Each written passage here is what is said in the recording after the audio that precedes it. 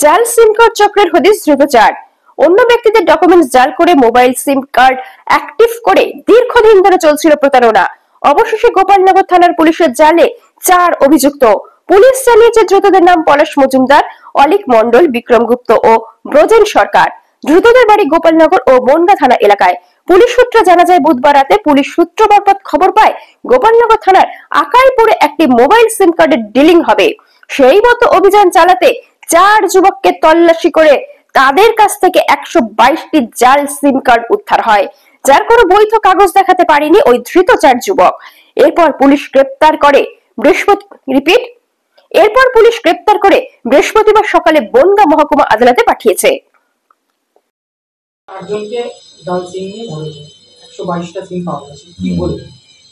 এইটা গোপালনগর থানা source information লাগিয়ে এই আসামি 4 জনকে গ্রেপ্তার করেছে গতকাল এবং আজকে কোর্টে প্রডিউস করেছে এবং এখান থেকে তারা রিমান্ডে যাচ্ছে। 7 দিনের পিসি প্রেয়ার হয়েছে। সেই পরিস্থিতিতে এদের কাছ থেকে যে সিম কার্ডগুলো পাওয়া গেছে, এদের বিভিন্ন এয়ারটেল, তারপরে ভোদাফোন, অন্যান্য বিভিন্ন কোম্পানির সিম কার্ড এরা বিক্রি করে এবং এদের দুজনের বাড়ি বনগাঁ থানার অধীনে শিমুলতলার ওখানে বাড়ি, আর দুজনের বাড়ি আখাইপুরের ওদিকে বাড়ি। তারা দুজন এরা সব একসঙ্গে যোগসাযোগ করে দীর্ঘদিন ধরে কিভাবে বেনামিতে এরা কার্ড পাচ্ছে, কোনো আইডেন্টিফিকেশান ছাড়া, লোক ছাড়া তুলে এনে তারা চড়া দামে বিভিন্ন জায়গায় যেয়ে আনঅথরাইজ পার্সনের কাছে এই সিম কার্ডগুলো বিক্রি করে দিচ্ছে। এখনকার যে সমাজ ব্যবস্থা, এখনকার যে যুগে এই সিম কার্ডগুলো যদি সঠিক আইডেন্টিফিকেশান যে কে নিল তার যদি পরিচয় না জানা থাকে, যদি ভুয়ো হয়, একটা ক্রাইমের সঙ্গে যদি যুক্ত হয়, মার্ডারের সঙ্গে যুক্ত হয়, অন্যান্য অপরাধের সঙ্গে যুক্ত হয়, তাহলে তো সহজেই সে পার পেয়ে যাবে, তাকে ধরাছোঁয়া যাবে না।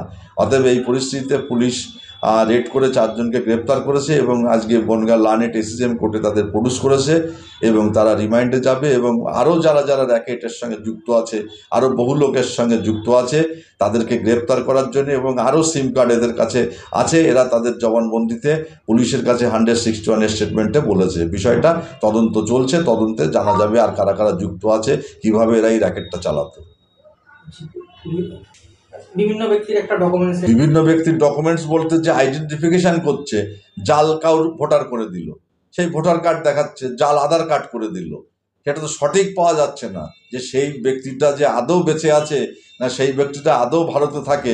এরকম স্বনামে বেনামে বিভিন্ন লোকের নামে নিয়ে হয়তো দেখা গেল প্রকৃত হয়তো 2 জন লোক, তার ওই জাল আধার কার্ড, জাল ভোটার কার্ড কিংবা সঠিক ভোটার কার্ড, সঠিক আধার কার্ড দিয়ে সিম কার্ডগুলো তোলা হয়েছে, তারা তো কিছুই জানতে পারছে না।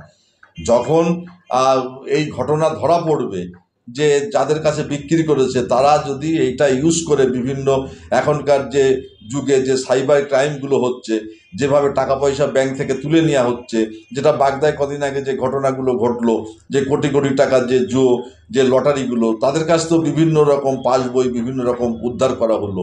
এগুলো বিভিন্ন জালও আছে, তার মধ্যে কিছু ভালোও আছে।